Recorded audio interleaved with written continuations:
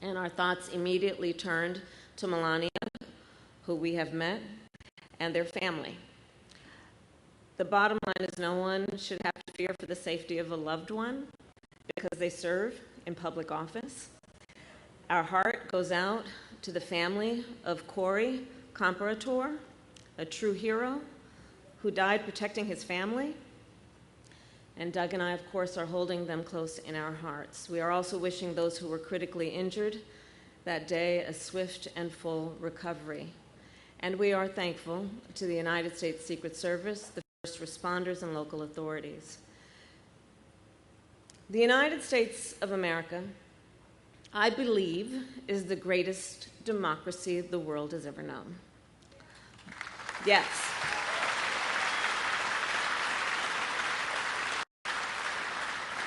But in the aftermath of this weekend's shooting, one of the questions we now confront is about the way we should engage with one another in this campaign. On Sunday evening, our President Joe Biden issued a call for unity. And there must be unity around the idea that while our nation's history has been scarred by political violence, violence is never acceptable. There can be no equivocation about that.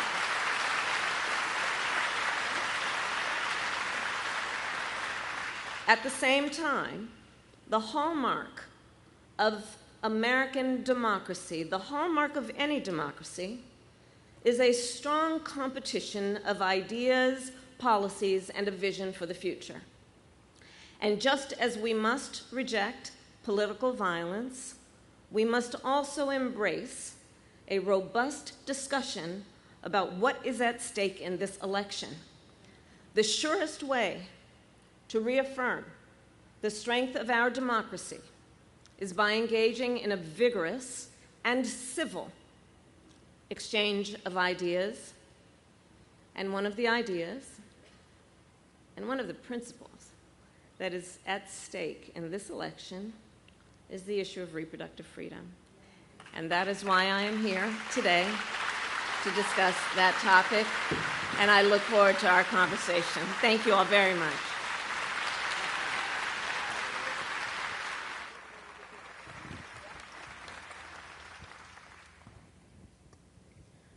All right, I get to kick this off. It's an honor. I'm here as a conservative, pro-choice woman. And I don't think 10, 5, or even maybe 2 years ago, we would have been talking about reproductive rights in elections. Because it was seen as too controversial, not a winning issue, and frankly, it seemed like settled law. Clearly, the landscape has shifted 180 degrees. How do you see this moment and how we got here?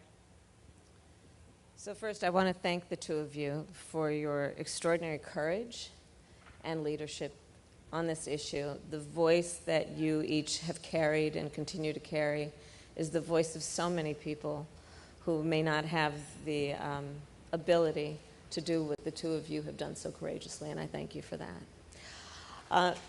And we should applaud their courage. It takes a lot of courage to do what you two are doing. Extraordinary courage. So, just over 2 years ago, the highest court in our land, I think about it, the court of Thurgood Marshall and RBG, took a constitutional right that had been recognized from the people of America, from the women of America. And thereafter, in state after state, extremists proposed and passed laws that would punish healthcare providers. I mean, in a state like Texas, their law provides for life in prison for a doctor who administers care. Laws that would punish women, criminalize doctors, punish women. Laws that make no exception even for rape and incest. Many of you know I started my career as a prosecutor. You may not know one of the reasons why. When I was in high school, I learned that my best friend was being molested by her stepfather. And I said to her, you have to come stay with us. You have to come live with us. I called my mother. My mother said, of course she does. And she did. So I decided I wanted to take on a career that was about protecting, in particular, women and children from violence. And the notion that these extremists would say to a survivor of such a crime of violence and a violation of someone's body, and to say to that survivor, and you have no right or authority to decide what happens to your body next, that's immoral.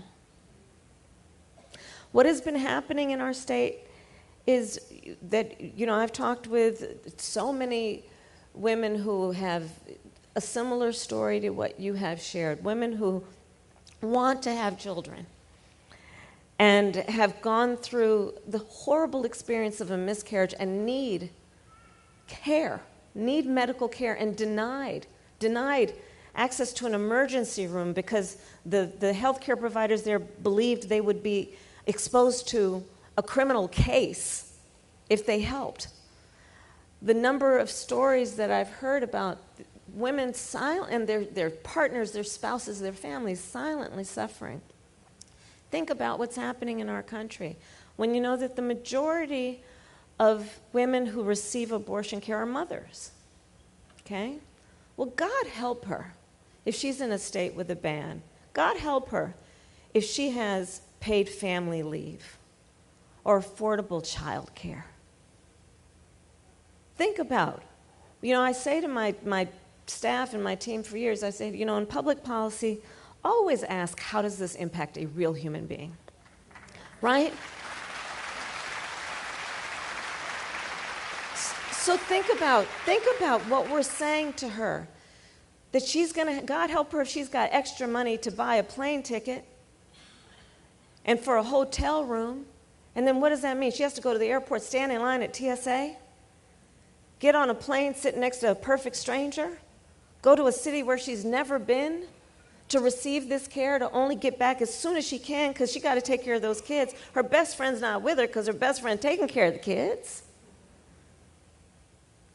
Think about what we're putting people through.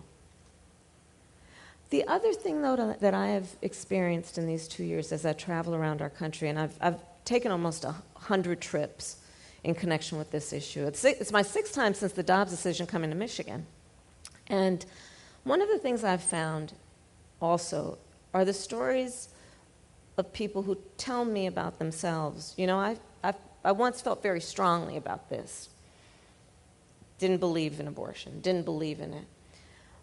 That was right? And they are saying, but I didn't expect this would happen. That was the household I grew up in. That was me. Right. And my mom. We're conservatives. We grew up in a conservative Catholic household in Texas, very Republican family. Mm-hmm. That was me. But we've evolved. Yeah, because I think that, first of all, on this issue, most people believe that one does not have to abandon their faith or deeply held beliefs to agree. The government should not be telling her what to do with her body. Right? If she chooses, she will talk with her priest or her pastor or her rabbi or her imam, but it shouldn't be the government telling her what to do. And I do believe the majority of us as Americans have empathy and don't will upon another suffering. I do believe that, and that's what I'm finding, to your point about people who felt strongly before the decision came down, and now they're seeing how it's playing out, and they don't intend that people would have that experience. So. All right, as I mentioned earlier, I have personally navigated the challenges of miscarriage and secondary infertility, which has deepened my understanding of the importance of having the right to make informed decisions about your own reproductive health. Miscarriage is extremely common, with 1 in 4 pregnancies ending in loss, yet it remains a topic that's rarely discussed openly. Yeah. My experience highlights the critical need for women to have access to safe medical care. Like this conversation today, you've been intentional about speaking to folks across the political spectrum about what is at stake on this issue. You've traveled all across the country including to traditionally conservative areas, to speak about the importance of reproductive freedom, and have shown up at the places where freedom is under attack. And now this is your 7th visit to Michigan as vice president, and the 2nd trip this year to Michigan to talk about reproductive rights. Why is it important for you to show up and bring this message? Again, I thank you and both of you for being here. I think I'll repeat the point that I made earlier. I think that most of us agree that we shouldn't allow supposed leaders to do things that hurt people. You know, there's something very basic about this. I think that there is something that is very basic about this in terms of who we are as Americans and our founding principles, which include a founding principle that we believe in freedom. We believe in freedom. Freedom from the government telling us what to do about matters of heart and home. We believe in the right of people to make basic decisions like when and if they will start a family and how. In traveling the country, part of what I point out, which is what we all know, regardless of your gender, think about this. If we, in this year of our Lord, 2024, have a state of being where the government can tell you what to do with your body, I mean, the most basic of things you should have control over, everybody better watch out about what other freedoms you're taking for granted.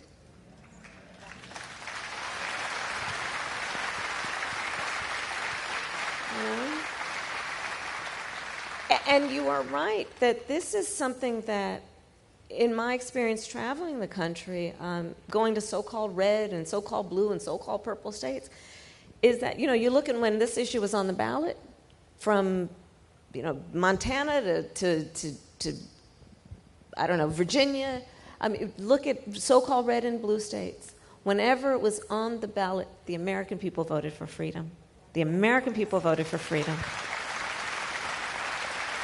So I think it's basic. It's something that should also, in this moment in our country, where for the last few years we've seen such division and attempts to divide us.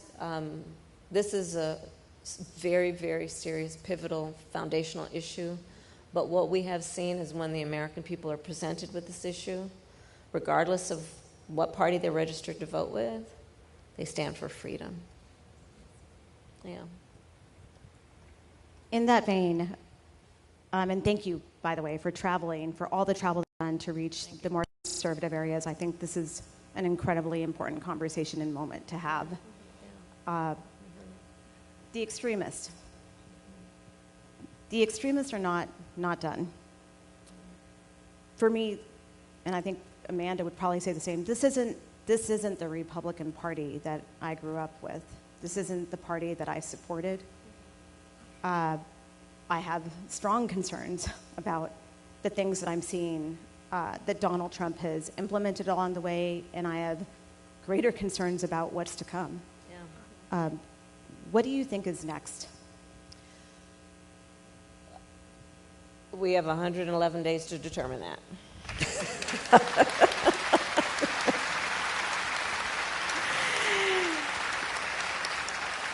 Because therein also, in the midst of those who are trying to take individual freedoms, including the power to make basic decisions about your own life, we should remember the power of the people to make a decision about who sits in these offices. And that power rests with us, each one of us. And in these moments, we should not become dispirited. This is not a time to throw up our hands. This is a time to roll up our sleeves. But you're right. I mean, so the former president, first of all, listen, he hand-selected 3 members of the United States Supreme Court with the intention that they would do exactly what they did. And he's told us over and over again who he is on this subject. And then now, well, there's a bit of a gaslighting going on where, oh, well, no, I just believe it should go to the states. Okay, so first of all, any of the historians here will know what that means when we start pushing states' rights. But let's put that aside. Okay, so you believe it should go to the states. Well, the way I look at it is, then let's look at all the, I think it's now 21 or 22 Trump abortion bans in those 21, 22 states, which again, make no exception, some for rape or incest, which have contributed to IVF clinics and care being stifled, which have contributed to women having, awful experiences around miscarriage, which have contributed to people who are doctors and nurses and healthcare providers being afraid they might go to jail for administering care. And, and then recently the former president selected his running mate, the Senator Vance, J.D. Vance. Understand, this is a fellow who in the United States Senate participated in blocking protections for IVF. This is an individual who has said he is for a national, and has made every indication that he is for a national abortion ban. And so, again, this is where the power is with the people. We have an election coming up. Listen, in contrast to the former president, Joe Biden has been very clear. If there were any attempt at a national abortion ban, he would veto it. And if we have the right people in Congress, people like Debbie Stabenow and others, and they put back in law the protections of Roe v. Wade, our President Joe Biden will sign it into law.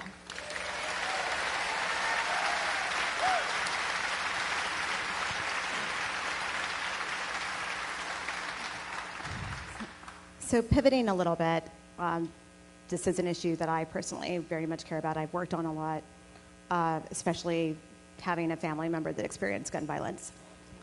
As you mentioned in your opening remarks, gun violence in America is top of mind for so many people right now. And there is no place for political violence or gun violence in our nation. Last year, I was proud to advocate for new laws that were passed here in Michigan. I advocated as a gun owner, a responsible gun owner, including a red flag law, universal background checks, expanding them, and a safe storage law. But we know that we still need additional reasonable gun safety laws at the federal level. How are you violence in America? So, Olivia, you've been a great leader on this, and I'm sorry for the personal tragedies that you've experienced. Gun violence in America today is the #1 cause of the death of children in America. Think about that. The #1 cause of the death of children in America is gun violence. Not car accidents, not some form of cancer, gun violence. Today in our country, 1 in 5 Americans has a relative, a family member who was killed by gun violence. And it doesn't have to be this way. And it's a false choice for people to say, well, you're either in favor of the Second Amendment or you want to take everyone's guns away. I'm in favor of the Second Amendment. I'm also in favor of the assault weapons ban, of universal background checks, red flag laws, right? And to your point, the leadership here in Michigan has been extraordinary on this. And we need people in Washington, D.C. to watch what you all have done and how you've done it, because you've also pulled together coalitions of people, Democrats and Republicans and independents. That bull doesn't care who you're registered to vote with. Think about this. And then think about it in terms of the trauma. So last fall I started a college tour. By the way, I love Gen Z. If you have Gen Z in your life, maybe it's complicated for you, but they're really great. They're really great. And among the many things that I would ask, these auditoriums full of these young leaders, I would ask them, raise your hand if at any time between kindergarten and 12th grade you had to endure an active shooter drill. It was bone-chilling. Almost every hand went up. Think about that. You know, when I was growing up, I'll speak for some of us here, I think, we had fire drills. But this is a whole other thing. And our young people think there should be in the classroom experiencing the wonders of the world, and some part of their brain is concerned that someone will bust through that classroom door. And think about the trauma that gun violence has exacted not only on our young people who are afraid of what might happen in the context of a mass shooting. Think of the trauma in terms of everyday gun violence that happens in places around our country. That trauma being undiagnosed and untreated. There are so many permeations and ramifications of this gun violence.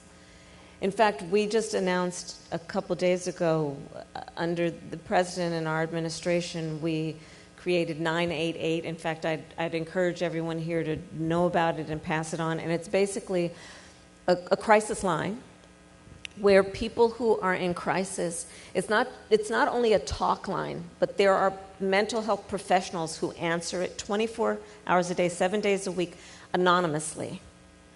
So people can text or call when they're experiencing crisis to bring it down and also to know where to get help. But these are all the ramifications of this. And the solutions don't really require that much creativity. What they do require is people in the United States Congress to have courage to act and do what we know is the right thing to do and not cower based on special interest and powerful lobbyists who are encouraging them to do something that actually is contrary to what is the health and well-being of our nation on such a specific issue. I've been sharing my personal story with the hope of encouraging women across the country to vote for candidates who support the right to choose, because I firmly believe that politicians have no place in family planning, especially when it doesn't go as planned. Here in Michigan, we worked hard 2 years ago to pass Prop 3 to protect reproductive freedoms, reflecting the belief of 57% of Michiganders that every person has the fundamental right to reproductive freedom. However, with the upcoming presidential election, there's still so much at stake if Republicans gain control and are allowed to implement a nationwide abortion ban. With the election just 4 months away and the potential implications for reproductive rights, how are you planning to engage and mobilize voters, and what strategies do you think will be most effective in reaching and inspiring people to take action? Thank you, Amanda, for that. One piece of this is to really remind people that they're not alone. I think there's something that has happened, I've mentioned it earlier, that is making people feel like, you know, are people there for me? And we have to remind people we're all in this together. I think this is a moment that we have to be very intentional about building community, about reaching out to the folks we know, relatives, neighbors, coworkers, and reminding them that we're all in this together and that we can make sense of it if we try. And part of making sense of it is reminding everyone in an election year their power to determine very important issues through their vote. And so that means, you know, reminding people to register to vote, reminding people to go online. There's iwillvote.org and to make sure you know where you're registered, because sadly in so many states in our country right now, they're intentionally passing laws to make it more difficult for people to vote. They're passing laws that allow, you know, for political reasons, that they'll reduce the number of polling sites so that people won't know where to go vote, or because there are reduced polling sites, the lines will be longer, which will deter people from standing in line, especially if they're working 2 and 3 jobs. They don't have the time. So let's remind people about the connection between their lives and their vote, between their power and the outcome of this election. Let's organize people building coalitions. You know, again, there are forces trying to divide us. We got to remember in our hearts and help people remember the vast majority of us have so much more in common than what separates us. We got to remember that, right? I think that's critically important. You know, sometimes these kinds of moments have a tendency, if not an intention, to make people feel small and make them feel alone and disempower people. I was saying we had a brief conversation earlier. You know, I think there's this perversity that has taken place over the last several years to suggest the measure of the strength of a leader is based on who you beat down. When in fact the true measure of the strength of a leader, I think we all agree, is based on who you lift up, right? That the character and the strength, therefore, of a real leader, I'm looking at a room full of leaders, you wouldn't be here if you weren't, the character is such that that individual has some level of concern and care about the well-being of other people and then does something about it to lift them up. So let's remind people of all of that, and let's organize, and let's energize, and let's mobilize. Literally call up and text and email folks you know and just bug them. Just bug them. It's okay. It's election time. They'll expect it coming from you. They'll still invite you over for Thanksgiving and Christmas. It's okay. But let's just stay on people, and in that way, let them know that they matter and that we're all in it together. So.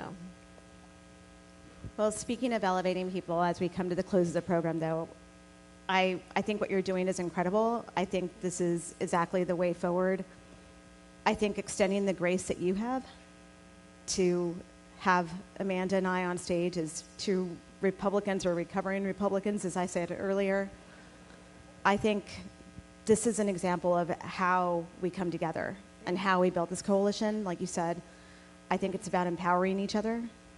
And I also think it's a sign of that women are going to stand women. That's right. We're going to stand by other women.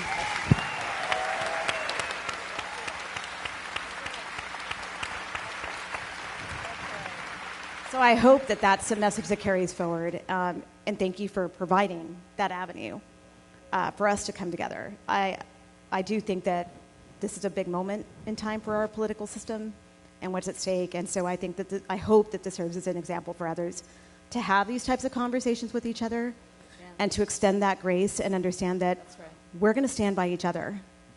They don't get to win when we're together. That's exactly right. Thank you. And with that, thank you all.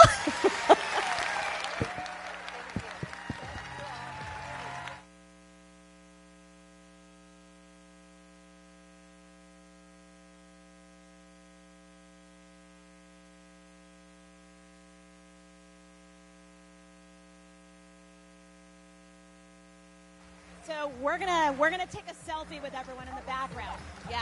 Who's got the phone though? We got a phone. We got a phone. Selfie. We're gonna take a selfie.